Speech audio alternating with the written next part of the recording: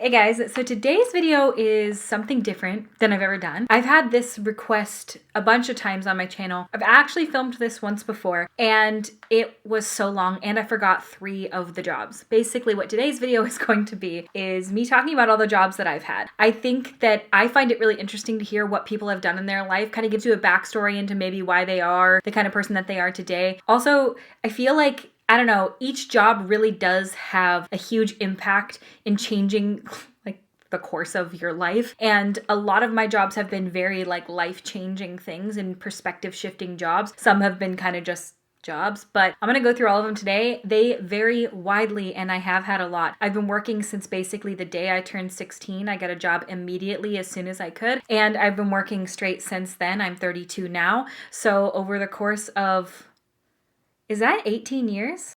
17 years? Oh my God. How old am I? So I'm going to be talking to you guys about my jobs that I've had and go in succession. I hope this is all of them. I wrote them all down and oh my God, I've had a lot of jobs. But that is because I am the type of person that I'll explain myself very briefly. I am somebody who, I'm a dreamer. I dream big and I have a lot of ideas of what I want to do with my life and things that I want to live like. And I want to give those things a try. And if they don't work for me, I am totally okay to move on to the next thing. You will see that throughout my job/career history. And the longest thing I've ever done is YouTube. So if that tells you anything. I am not one that's afraid to change careers or change jobs. If something doesn't feel like it's working for me, I will give it a solid effort. But if I don't like it or if I feel like it's just not a good fit, I'll absolutely move on to something else. That's kind of just the way that I live my life. And I just sort of like to give each thing a fair shot and see how it goes. And at times, I'm one of those people that changes my perspective a lot. And as I've grown up, I've realized the things I do and don't like to do. And sometimes you think, I'm going to be really good at that. And then you do it and you're like, never mind. So let's get into the jobs that I have had. So when I was 16 years old, I got my first ever job at Subway and I worked there for a couple of years part-time on the weekends. I was in high school and it was a job. It was a job. It paid the bills. On your paycheck every other week, they give you 2 free 6-inches. So it's pretty badass. And I liked it enough. You know, I was 16 when I started working there and I think I was almost, I would say mid age of 17. I think I worked there for like a year and a half-ish, 2 years maybe. And I was working there part-time and then I went to like a little bit more than part-time because again, I was still in high school. I was working mostly weekends and then after school. And I mean, it was making sandwiches. They gave me no training. The people that worked there were relatively bitchy. The owners of the ones that I worked at were just real hard asses. And it was, you know, it was Subway. I was a sandwich artist for a couple years and it was kind of fun. It was a decent first job. I did get promoted up to, I was assistant manager. I was decent. I eventually did get fired. Did I get a job there when I was 15? Subway might hire at 15 and a half. So I feel like I actually got a job there when I was 15. I'm not sure, but I know that I was like as young as humanly possible to get a job. I think it's like 15 and a half maybe at Subway. Then I eventually did get fired from Subway. It was like one of the only jobs I got fired from. And that is because I quit going when my mom died. I quit. I called my managers and told them like, hey, my mom died. And they were like, okay. And then one day after I had taken some time off, I mean, I'm not in the right headspace. I can't work. I'm a teenager. I have a lot of bigger things going on in my life. They called me and told me to turn my key in. And I told them to go fuck themselves. And now I don't really like Subway. It just tastes like pickles. I can eat Subway, but like I worked there for at least a year, I'm pretty sure. Maybe even longer. And it's all right. It's only all right. When I got fired from Subway, I needed a job really, really badly. I thought I was going to make a separate video all about this. Let me know if you guys want that separate video because I have 2 different instances in it. But I went to a job fair and we were looking for a job anywhere. And I walked all around and I was like, there were so many jobs that I wasn't qualified for in the slightest, given that I was like 17 years old. And I ran across this guy at a booth and he was wearing a suit and he was like, you would be an amazing person for our company. Come to this interview on this date at this time. And I was like, this is incredible. I need a job. I need money. So I go to this interview and I'm sitting there and I literally have no idea what I'm interviewing for, but the guy was wearing a suit and I was like, okay. And it was up in this like corporate office building. It was in like suite A or whatever. And so I was like, this is legit. I'm fancy. So I go up there and it's like a multiple person interview, and there's like 16 different people in the room, and we're all kind of sitting there looking at each other like, what are we interviewing for? None of us really knew. And we were looking around, and then I came back for a second interview the next day, and at the first day, it was pretty clear that we were going to be in some sort of sales. I didn't know what kind of sales this was going to be. So I came back the next day, did another interview, and he told us to bring a check with us. And I was like, okay, I think we can all know where this is going now. And I needed to buy into the company $130 for a set of knives. Well, what I didn't know is I was basically being recruited into an MLM. It was Cutco, and it's those knives basically. Now, I've been told Cutco is not an MLM because they're like sold at Costco now. I don't care what you tell me. They are an MLM. Basically, what they did is, I didn't know what I was there for, first of all. He definitely knew he was getting me in there like, you're going to be a good salesperson. Hands me this pack of knives and gives us a rundown on how we're going to sell these knives. And I'm just sitting there as a 17-year-old like, oh yay, cool, knives, I know how to do this. Selling was more of a priority, whereas a lot of MLMs are more on the recruitment side. It's a direct sales company. So whether it's a multi-level marketing where like it kind of borders on the line of a pyramid scheme where it's all about recruitment and some sales, this did feel a lot more sales focused to me because they really wanted me to sell knives. And anyway, I had no fucking idea when I went to the interview that that's what this was for. They give me the set of knives, they give me my little pitch, and then they tell you when you go home, you need to call 10 different people that you know and try to set up a knife showing party or whatever. And I was like, oh my God, kill me. So the only person that responded to me and that would listen to my stupid idiot pitch was my dad's friends. And I went over to their house and I was sitting there talking to them and trying to do my knife pitch. And I was talking like, I have to cut cans and cut a piece of leather and cut a penny and all that shit. And as I was cutting the piece of leather, I sliced the shit out of my finger and I'm bleeding all over their table. And they're looking at me with this face like, oh, honey. I think they even said like, it's okay. You can keep going. You need a Band-Aid? And I'm like, no, I'm fine. I'm like holding off my finger and I'm so embarrassed. I'm dying. My face is red. And they did end up saying that they would order some knives from me. And I was such a chicken shit that I never fulfilled their order, never charged them, quit Cutco that day and lost my $130. And that's how these companies know that they're going to get you because it's so incredibly awkward selling their shitty products. Actually, Cutco Knives, I'm not going to lie, they were actually relatively decent, but I do not agree with their business model. Either way, I will tell you that it was awful, and I didn't know what I was signing up for. I was 17 years old, and they definitely got me. And how they were allowed at a job fair, I will never know, and I never sold them any knives. So, fuck you, Cutco. After that, I was absolutely desperate for a job, and my sister got me a job working with her as a telemarketer. Told you that I've had a lot of different jobs. So I was a telemarketer. I only lasted at that job for about 3 months. And basically what we were selling was Chase payment protection plans. So it was 89 cents of every $100 of your ending monthly statement balance. I was 17 at this time as well. And I started working for this company. I don't believe they are a company anymore. And it was so shady. Again, I was 17. You barely know what's going on in life, much less know that you're like out there selling payment protection plans to people and scamming people, because 89 cents of every $100 of your ending monthly statement balance doesn't sound like a lot. And when you're 17, you don't even hardly know what you're doing. You're just saying a pitch. I'm just sitting here pitching, you know? And so you are trying to make these phone calls and you have like this pitch and rebuttal. And the sad fact is the reason I quit that job, and I up and quit that job, is because what happened was we were selling these plans to people and they really sell it to you like this is a good program for people. Because basically what the plan was that if, say, somebody got in a car accident, you are selling them the Chase payment protection plan, which was them being able to defer their payments for up to 2 years. And all it costs is 89 cents of every $100 of their ending monthly statement balance. So say they have $500 on their credit card, but something happens and they're unable to make their payments. The only thing it costs them is 89 cents times 5, and then that would be every month, and that would be the charge. But if, let's say, they had a $30,000 balance, that's a lot of money. And so what happened was, I didn't realize this. I'm a teenager. They really sell it to you in the way of like, no, it's a good program because it helps people stop being able to make their payments. And in a way, I can see where some people would fall for that and think it was a good plan, because our main pitch, what they told us to say was, wouldn't you rather have it and not need it than need it and not have it?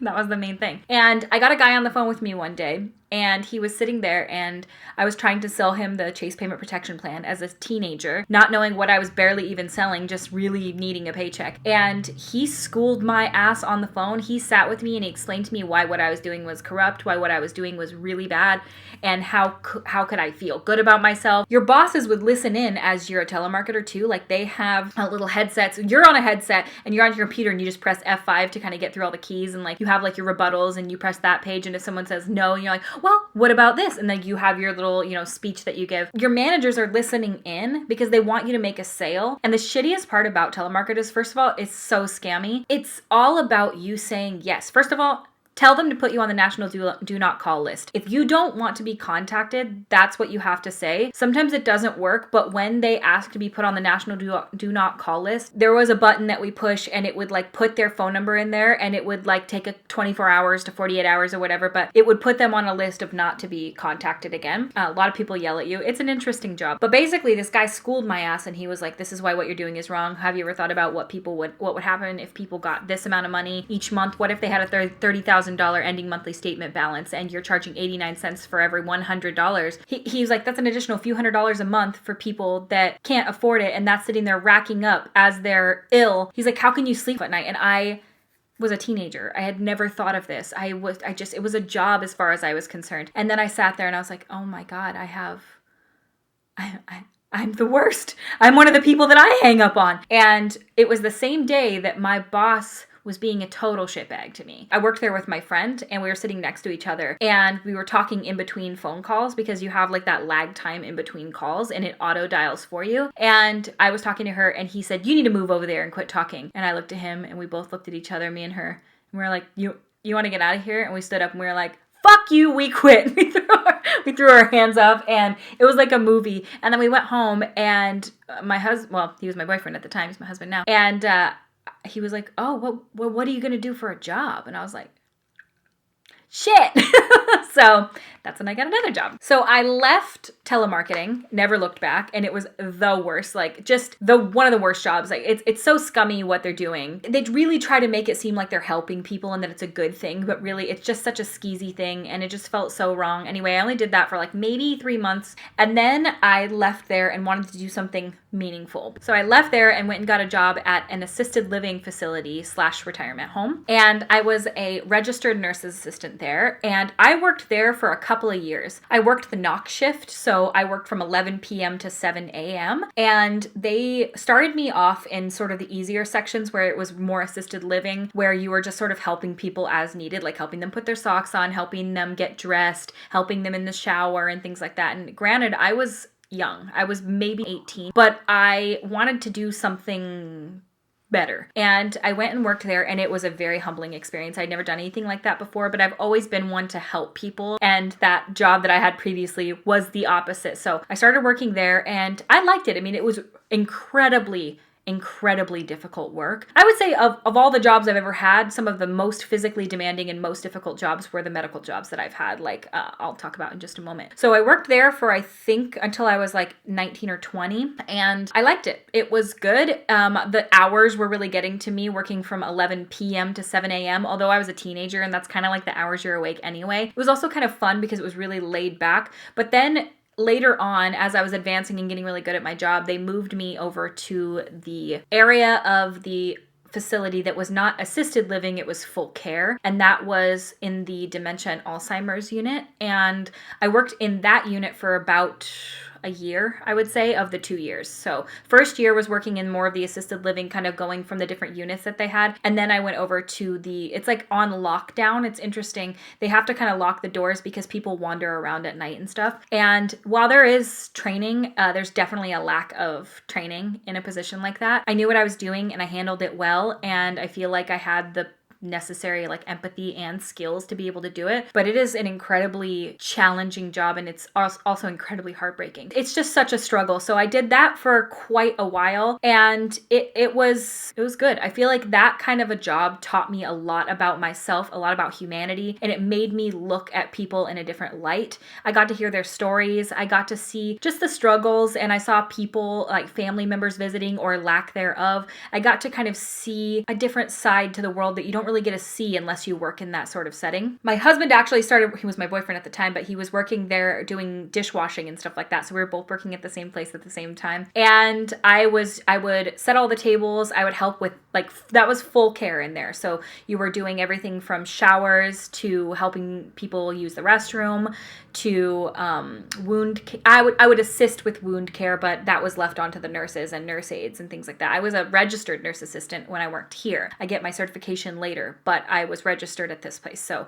I had to take like tests and things, but it wasn't like the full certified nurse assistant course. Lots of different things, like learning the proper techniques of turning people and preventing bed sores and, you know, changing sheets while people are in bed. There's a lot of different skills, and it's very like, it's intense because you're working with people, you know, you're not just, I'm a lot more used to working with animals, which we'll talk about later, but it was really an incredible experience. I think that it takes a very specific type of person to do a job like that long term. And I liked being an RNA, but it was physically demanding and very, very difficult. And while I did it for 2 years, I then ended up getting a different job somewhere much less intense after my dad got in an accident and I left to take care of him. And then they refilled my position at that place while I was gone. And so I figured I would just get another job that wasn't so intense. And we'll revisit that later. But I went and then got a job at a bead store.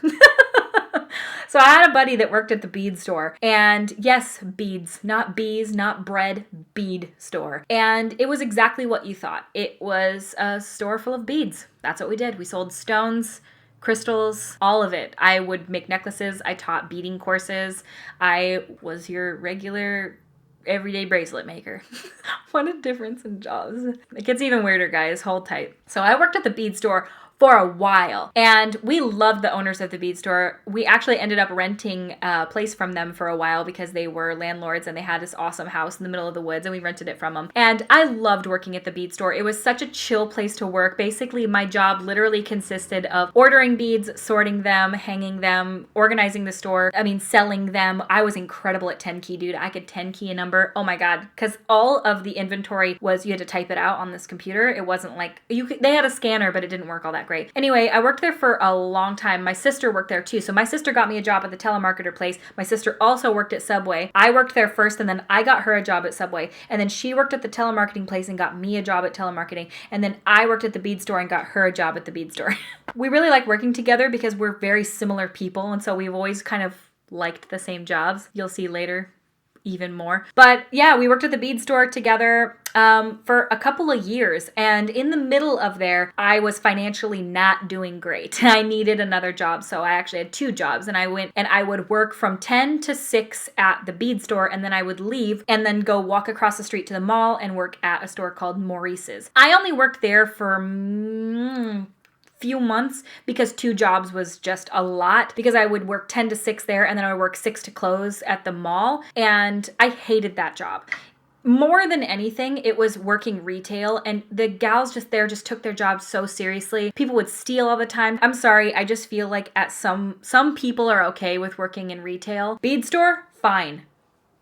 Clothing store, I hated it. There are some jobs that you can do and like excel at, and I was fine, but I'm just not the one. I'm not one for upselling people credit cards that they don't need. I'm not one for like kissing ass of customers that are treating me poorly. I'm just not the bitch. There are some people that can handle that and be like incredibly good at their jobs. I just can recognize that I'm not one of those people. I get a little too shitty with people that are being rude to me. I can be nice, I can be cordial, but I can't treat people like the customer's always right. And this place specifically was very, very much the customer's always right. And I just am not one of those people. So I didn't do well with it. Plus working 10 a.m. to 10 p.m., I was never home. I never saw my husband, and it just was like, ugh, I hated it so much. So anyway, I quit the second job and then just toughed it out at just the bead store, and that was a lot better. So I worked there basically selling beads, selling jewelry, learning so much about stones. I know so much about gemstones. I can't even begin to tell you. Like now that gemstones are kind of coming on the market and people are like fluorite, labradorite, I'm like, oh man, back in the day, 2010, sitting around counting beads all day long, doing inventory, counting every little seed bead. But I would teach classes, and it was so much fun. Like I learned so much. I learned how to make perfect closures on bracelets. I know how to tell different base metals from sterling silver and freshwater pearls from saltwater pearls, and I can tell fake pearls from real ones, and I can know how to get tarnish off of that was my life. Like I literally lived, breathed, and died beads and gemstones for years. So basically I worked there. And then in the middle of working there, I got the desire again to work with people. And so my sister and I both started taking a CNA course, and that's a certified nursing assistant. So instead of an RNA, which is registered, this is certified. So you actually take a class every day, take a test, take an exam, and then you have your license, basically. So we did that. I think it was like 3 months to get the license, and we had to go I think it was like at least 3 to 5 days a week to do this course. When we did that, while we were both working at the Beadstore, it was a lot. And we both got certified nursing assistant licenses, and we both started working at a care facility. Now, very, very different from the first place we worked at. The first place was a lot more private and calm and more well taken care of. This second place was like state run. I'm not sure. I don't know that it's state run, but it was different. It was something I had never experienced before. It was a care center, but it was very, very understaffed. There was not enough nurses. There was too many patients, and there just wasn't enough quality care there. And when I tell you that they were running their staff ragged, I mean it. And when I say it, I would leave there sobbing. I would work a 14-hour shift and not eat at all. And not only that, but you are like busting your ass. Everybody there was just defeated, and it's so much because you're caring for these people who need care, and they need people to love them, and they need people to be there for them, but there's just not enough workers. And it ran me, in the 2 months I think that I worked there, it ran me out. I mean, I've never experienced, it was like I was gonna go to school for nursing, but I wanted to do a certified nursing assistant first to see if I liked it, and it was a lot. It was one of my last days, and basically what happened was they were not nice. The people that I worked for, the business that I worked for, the people that worked there were just cold-hearted. They didn't seem to have that compassion that I feel like I almost have too much of. And they put me in the ward where there was 18 patients, and I was the only nursing assistant. There was one nurse in the entire building, and there's probably over 100 residents in this entire building, but they put me in a ward with 18 alone. And that was the most physically demanding shift of my entire life. I was sobbing because it was just so much. And then I turned around and I walked into the nurses' station, and I could hear them talking shit about me. I had only been there for a month and a half, brand new CNA, and they were like laughing at me. And it was just like the straw that broke the camel's back. I was truly disgusted with this place, first of all, that they just didn't seem, it was just such cold-hearted. And I'm a very bigly compassionate person, and I just felt like the compassion was hugely lacking in this place. But more than that, it just felt to me like the care was so low, but they expected so much of the people caring for people, and you could never give it your all or enough or what it should be, because there just wasn't enough people, and there was so many people to be taken care of, and very high level care. We're talking full care for everyone. People needing to be fed, changed, help with their clothes, help sitting up, being turned, multiple times per hour, and being charted, everything being charted perfectly, making sure they get their meds on time. It's just so much. And one person to 18 people, it broke me as a person. And I think there are people that are cut out for that. And we need to thank nurses and doctors all day long, and certified nursing assistants, registered nursing assistants. Thank God for you, because people out there who do that job, it is intense. It is so intense. And I lasted at it. I did it, the first one, for 2 years, and that one I only lasted a couple of months. And, I think some people are cut out for it, and I think I could work some sort of medical jobs, but I think I'm far more cut out for working with animals than I am working with people. Not because I don't like it, but I just think that it's a whole different thing. And it was just a lot. And so it didn't, to me, I think had I worked at a different facility and it wasn't that place that I worked at, I probably would have lasted longer. But because that place was so mismanaged and chaotic, and all the necessities are being met, but additional on top of necessities are not being met. People are being, not well cared. I really hated it there. So I turned him into the state. I gave my complaint about just how this place was being run, and I had to get out of there. At the same time, the bead store that I was still working at, because I was doing both jobs simultaneously, really trying hard to make ends meet, and that store had gone out of business. So I was no longer a CNA because that job was just way too much for me personally. The bead store went out of business, and now I was without a job. So what did I do? I said, this is the time that I want to take and do what I had always wanted to do. So I looked around and I tried to find any sort of job that I could find in working with animals. And I said, I don't necessarily want to work at a vet right now. What I want to do is work with wildlife. And so I looked up a local wildlife rehab. And this was in, I think, March that this had all happened. And I looked up a local wildlife rehab and I gave them a call out of the blue. And I just asked, do you guys have any volunteer or intern positions available? And turns out that they had one intern position available left, and it started in like 3 weeks from that date. And I was so excited. I was like, yes, please put me on there. I want to be an intern. It's unpaid, and it was full-time. So I gave it my all. It was an hour and a half away from my house, which is really, really far. So I was driving a 3-hour commute, hour and a half there and hour and a half back every day. This was all unpaid, but it was an incredible time for me to learn and to do something that was totally different. I'd never done anything like this before. I've always wanted to work with animals, and I finally got my opportunity. So I went and I did an internship. It was a 3-month internship, and we were like one of 8 interns there, and it was a crazy job, but probably my favorite job that I've ever had. So basically how that whole thing worked is that being an intern, you show up there and you work the same hours that the paid wildlife rehabbers do, and you are learning on the job. So basically I knew nothing when I went in there. I had no skills. I had never basically worked with animals. I'd only,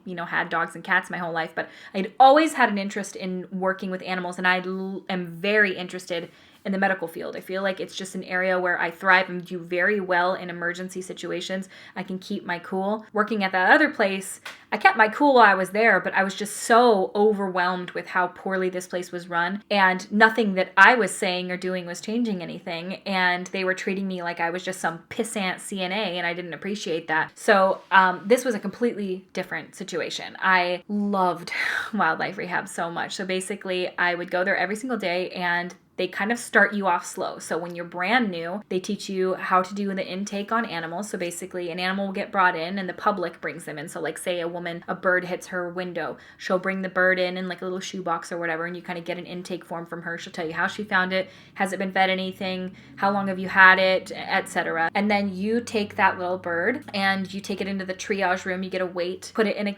container with, soft blankets and towels all around, nice and dark, very, very quiet, with air holes to breathe. And depending on the situation in which it was brought in, a lot of times you put them on a heating pad to bring them up out of shock, because most animals are in shock. And then you would go through and do your exam. Now, when you're brand new, you're not doing exams, but you are assisting on exams. And most of the time when you're new, they have you like feeding baby birds. So that was kind of the main area that brand new volunteers start, and they start feeding baby birds. And then you can slowly go in and start working on the other rooms. So there was a baby bird room, there was a mammal room, downstairs were the raccoons and any other odd animals that needed to be downstairs. Like if you got a great blue heron, you keep them downstairs in a type of pen that you have to wear like goggles when you work with them, because they can like poke your eyes out with their beak. And then outside we had flights and raccoon cages, and then waterfowl cages, etc. So it was really, really cool. So basically the whole job was intaking injured or orphaned wildlife, rehabilitating them to health, and re-releasing them back out into the wild. I did that as an intern for the first year, and I made really good friends with the clinic director, and I just really, really enjoyed her very much. And I was asked to come back, to overwinter. Winter is really slow at wildlife rehabs, because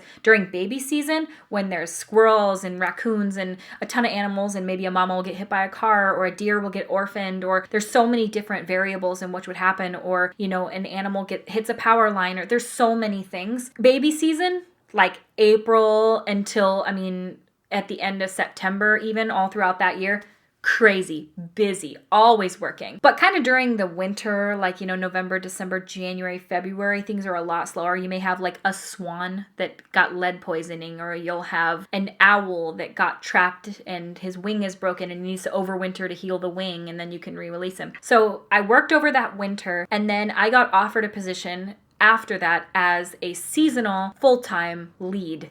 in the morning. Instead of working as an intern, now I got a position as a paid wildlife rehabber, and that was the coolest. It was my favorite. And I was then at that point, after a year of doing it, I was doing the intake, I was doing the IVs, I was, creating plans for these animals, and I was somebody that people were coming to and asking questions to. And then that next year, I had my own interns that I was working with. And I had like the interns in the morning, and then the clinic director, she was working evenings, and we were like a team, and it was so cool. It was so cool to be a part of that, and to be doing the x-rays, and to be reading the x-rays and figuring out treatment plans for animals, and having my interns that like work with me, and like I'm the boss, and it was so cool. The reason that job didn't work out is because at that time, I was trying to get pregnant, and I wanted to have a family really bad. And at that time, I was doing infertility treatments constantly, but I was trying to get pregnant, and the clinic director, because we were buddies, knew this, and she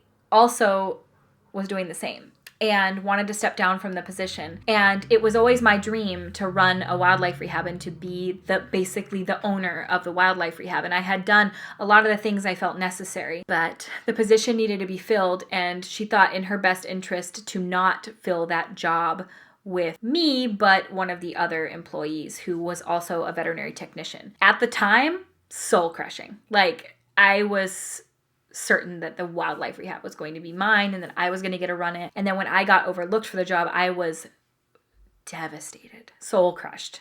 But it ended up being really good, because the gal that took it over really does have a lot more knowledge than me. She was a better choice, and it just made a lot more sense. And I actually didn't ever end up getting pregnant. The other clinic director did. She now has 2 kids. And I am sad in a way that I didn't get to do that, but in many more ways, it makes a lot more sense, and I wouldn't be here right now doing what I'm doing if it weren't for that. So that was that job. I did it for a long time. I loved it so much. It was one of my favorite things in my life, and it's crazy because one of my interns when I was at the wildlife rehab, she actually now runs another wildlife rehab here in Washington State, and she was one of my interns. I mean, like my interns. I was one of the leads when she was an intern. So I guess I hate to say my intern. That sounds really like she was one of my interns. It's not like that at all, but I was one of the leads when she was an intern. And now she runs her own wildlife rehab, and it's so cool. We ended up releasing a ton of animals, and I do feel like I made a positive impact when we worked there. So it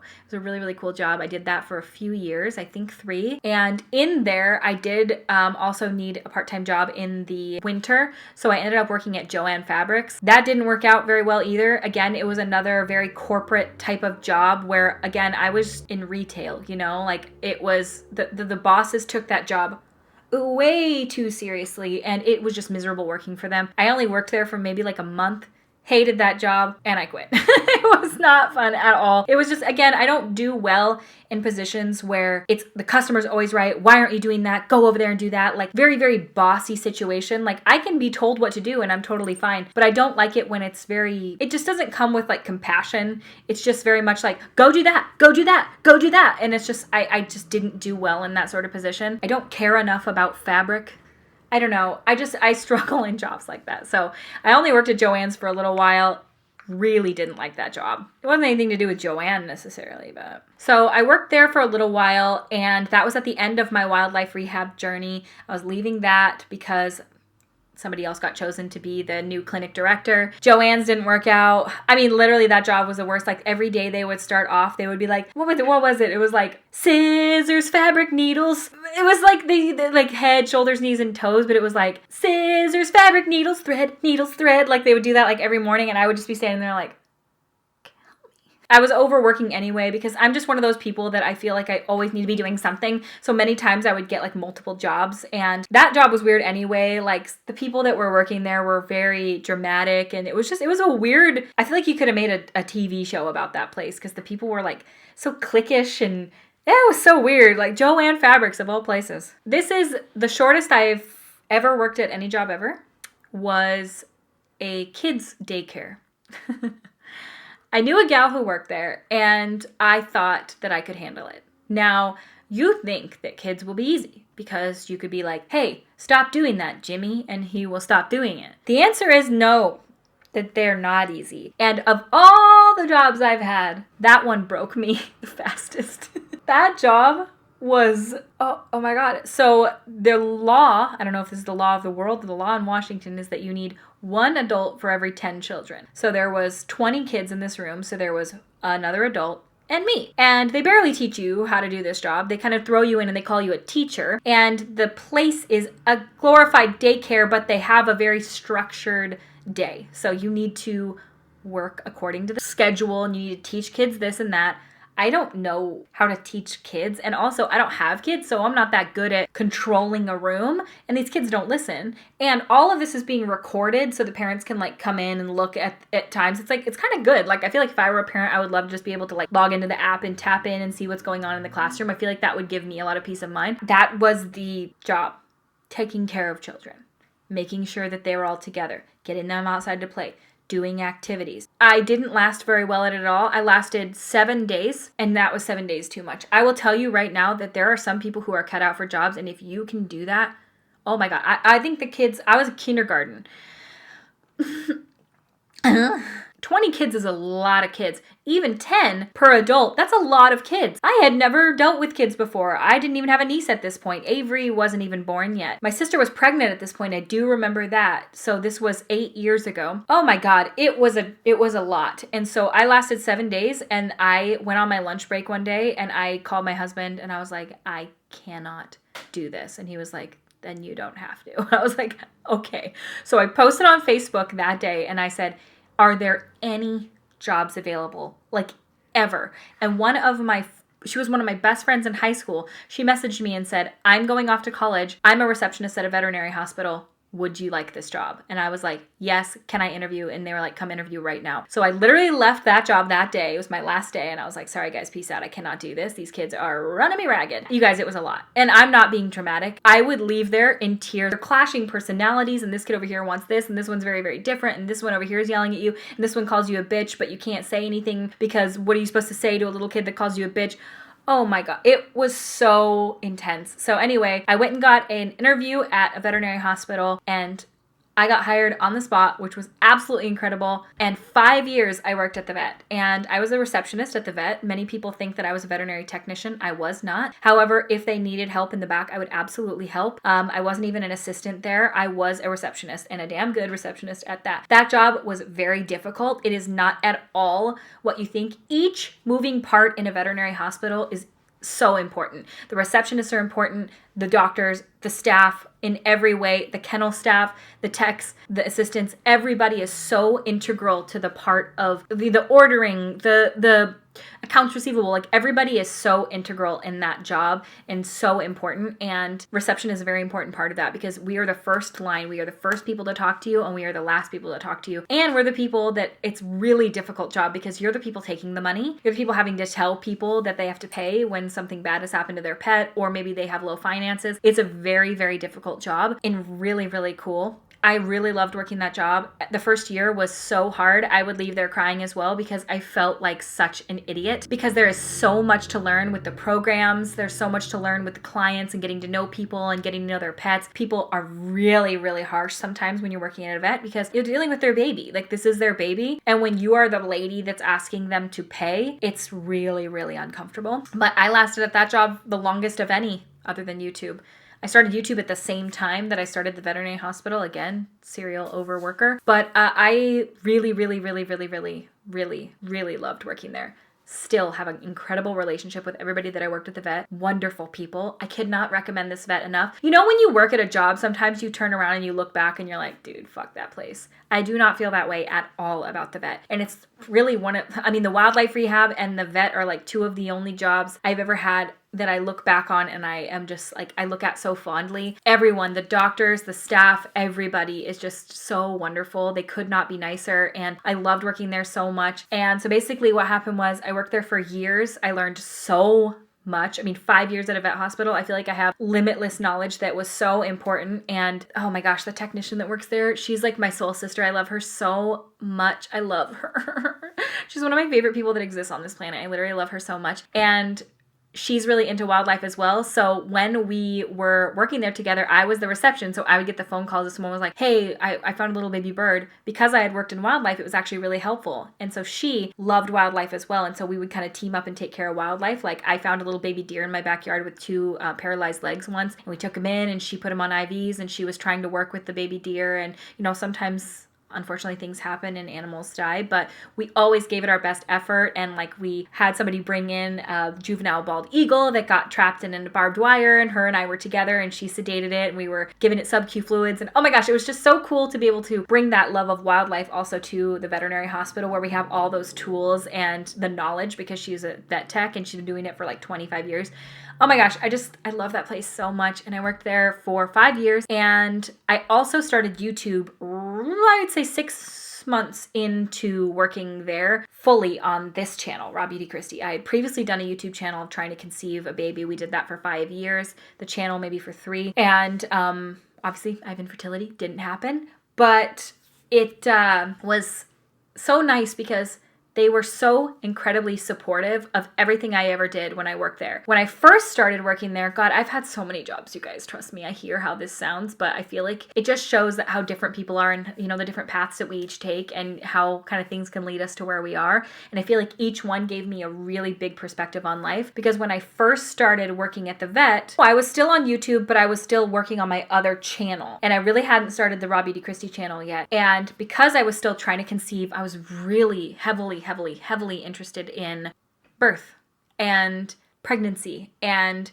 my sister was pregnant. I had attended a birth for my husband's cousin, and also the previous clinic director of the wildlife rehab, she was also interested in birth, and we were kind of right along that same time. So we both went to university and got our degree in becoming a birth doula. Trust me, you guys, I know how this is. Trust me.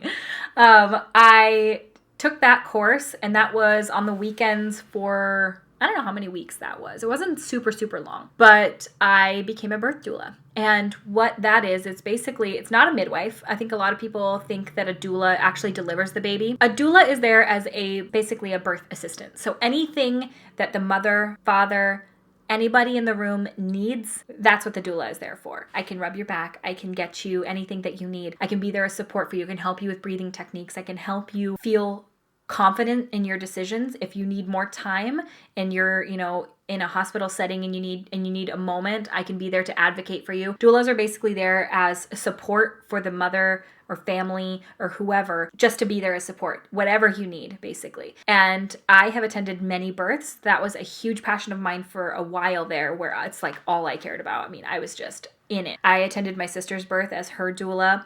I have attended the clinic director of the wildlife rehab. When she gave birth, I was her doula. And for multiple other people, I had clients that actually hired me from like ads online and stuff. And it was a really cool job. The only reason I really stopped doing that is because it was interfering with my work at the veterinary hospital. So they are the incredibly most supportive place I've ever worked in my entire life, where no matter what it was, whether it was YouTube, whether it was being a birth doula, it didn't matter what it was, they were supportive because they are just really good people. And they would always be just so kind and understanding. But it was getting in the way because sometimes births take 48 hours. Sometimes they take more. Sometimes I would be at a birth and I would have to be on the schedule next day for the vet, so then I wouldn't be able to come in, and it was just interfering with my schedule. So I either had to make a decision. I either had to take the choice of being a birth doula, which was not that consistent of pay, or I had to choose the vet. And I had to make the decision to choose the vet because it was just financially, I couldn't afford to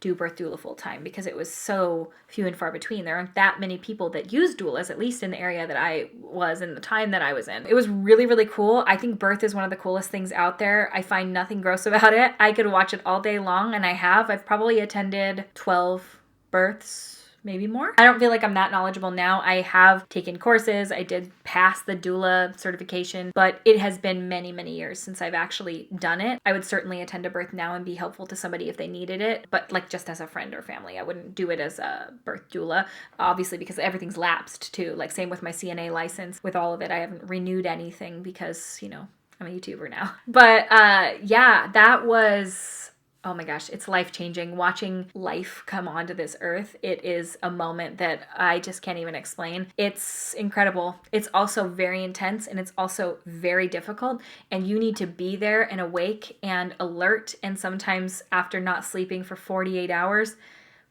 it's hard. Not to say that what I had to do was any harder than anybody else, because she's over there laboring. I'm not going to complain about anything.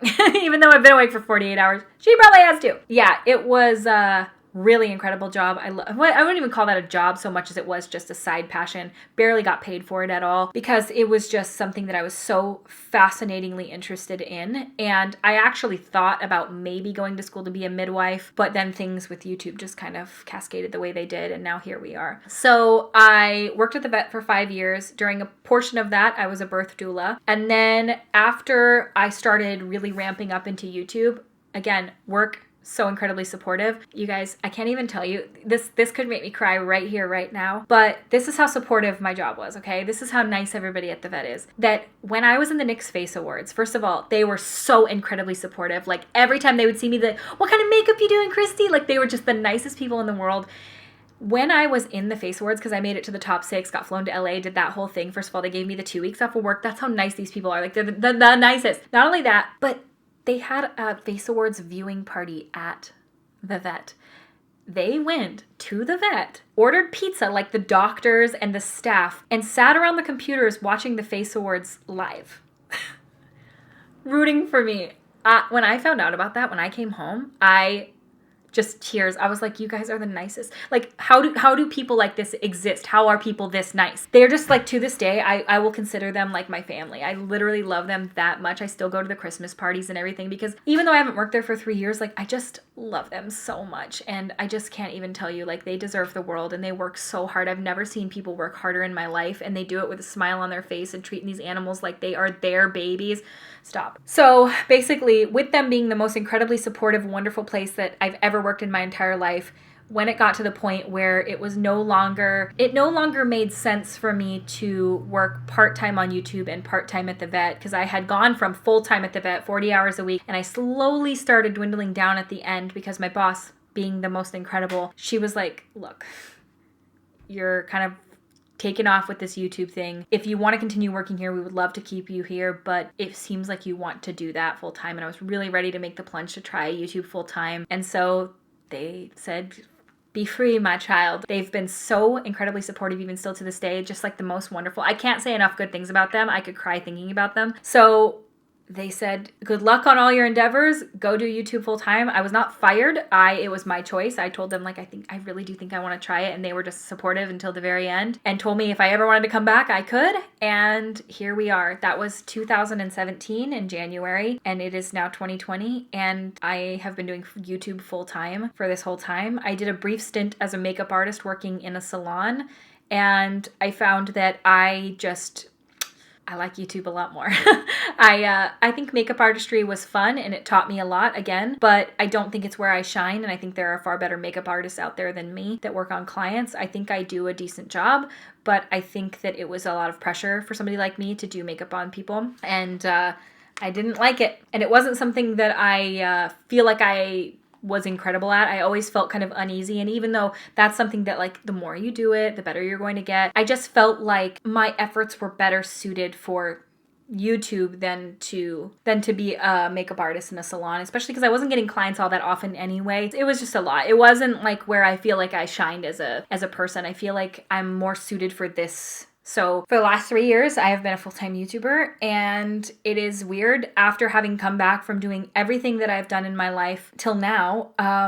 They're also different. YouTube is the one thing that I have been consistent with the longest. I started working at the vet in 2012, and I started this channel, I believe, in 2013. I'm not sure on that completely, but I was uploading 3 videos a week throughout all that time, and we're still here today in 2020. And I just can't believe that we're almost at 1 million subscribers. Like, I can't even believe these numbers are even attached to my name, even in the slightest. I will say that each job I had, whether it was something that suited me, whether it was something that I was suited for, or something that was a fleeting thing that I tried out and it didn't quite work out or feel like a good fit for me, each thing taught me so much, and I feel like is an incredibly valuable lesson to the person that I am today. And it also made me a way more empathetic person, and it made me so much more understanding in every way. If you think about the jobs that I've had, I've worked in the food industry. I've worked on the phone. I've worked with people. I worked in sales. I did retail. I worked in an assisted living facility. I also worked in a high care facility. So I did some medical. I worked with animals.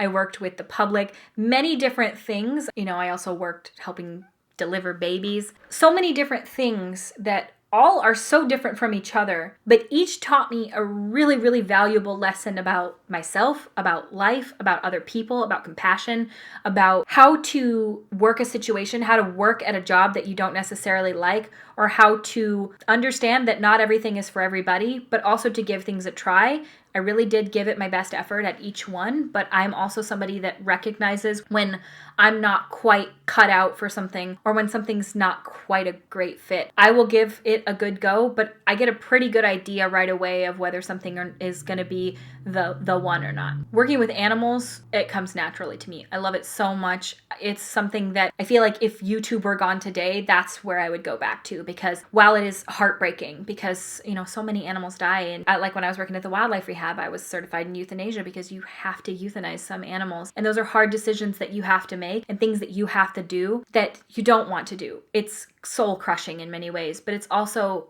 absolutely necessary in others. And it's so difficult to do some of these jobs. But for me, I have such a huge, exponentially greater respect for so many of the jobs out there that you don't really know. Until you do them, you don't really know. And I think that a lot of times with people starting off young in this YouTube industry, sometimes it's a disservice that they haven't had to work a lot of the jobs. Not saying that you have to work retail or you have to do this in order to understand, but you kind of do. Unless you've done it, you just don't know, and you don't know what it's like. And so I'm grateful for every job that I've had, and I'm grateful even the ones that I didn't like at all, that I only lasted a week at, or ones that broke my spirit in so many ways, because the things that you have to see and the things that you have to do are just soul crushing in so many ways. Because it's just, as somebody like me who's incredibly empathetic and incredibly compassionate towards things, being in those jobs, like compassion fatigue, dude, I was absolutely just, I just looked around sometimes and I was like, I don't know how people do this. Like, I was just going home and crying every evening. And there are some things I can handle and some things that I could not. And I kind of knew when it felt like I couldn't handle anymore, and I got out of each one. Even with wildlife rehab, I got to the point where it's just different. Once you do it, you understand. But having to see so much death and so much tragedy, same with working at the facilities that I was working at, you see so much more than you feel like you are capable of seeing or handling. And it's a lot, but I feel like in many ways, the person that I am today is because of a lot of these jobs. I'm really thankful for each one. I don't regret any single one of them. Maybe the daycare. But yeah, that's pretty much it. Those are all the jobs I've had. I love every single one of them in their own way, and I'm glad to have the background of saying that I was able to do all of those things. There are some people that stay at one job for a really long time. The vet was my longest actual job of 5 years, solid, straight through and through. I loved that job so much. Other than that, YouTube. YouTube is the one that I feel like this is a job. I hate to even say it's a job. I mean, it is, but this is what I feel like my whole life. I've always been drawn to having a place to talk to people. And I think that's when I was going through my infertility struggles and my journey of trying to conceive. For the longest time, I needed people to talk to, and I didn't know where to do that. And YouTube is what brought that to me. YouTube is the outlet that I was able to find, and it was able to bring me some form of comfort in having other people who understood what I was going through. And because of that, because other people shared on this platform, and because people were open, and because people were vulnerable, I was able to find some sort of comfort in this place on YouTube where I didn't know the other person, but I felt like somebody else understood what I was going through. And now, 8 years later, here we are. I can't even believe it. It's just absolutely crazy to me to think that this is still happening and that I am lucky enough to have this be something that I'm able to make a living from. I cannot express enough how much it means to me, especially after everything that I've done and not knowing exactly which career path I wanted to go down and not knowing what I wanted to do with my life and feeling like I was just sort of trying things out and not knowing where to go, and then things falling through, like not being able to take over the wildlife rehab when that was just absolutely soul crushing to me. I mean, I was just like crying every day about that and looking at my life and not knowing where I wanted to go. Did I want to be a veterinarian? Did I want to be a tech? What did I want to do? And it all kind of converged back into, I want to talk to people. I want to help people. and I want to just have fun. And I think that I definitely want to get back into volunteering in wildlife and, you know, donating to those same organizations that I got my start in life, and to helping them, because I know how much help financially they need, and to being able to use my YouTube platform for some good other than just makeup, which I love so much. And that is it. Those are all the jobs that I've had in my life. It's a lot, I know. Longest job I've ever had, YouTube, and I hope it's the longest that I will ever have, because I love it so much, and I love you guys so much, and I thank you guys so much for watching, for sticking around with me for all these years, and for watching this video today. And I hope you guys like it, and I thank you for watching, and I will see you at my next video. Bye! Hey, there we are. They give you 2 free sinks. Just cat hair all over my face. It's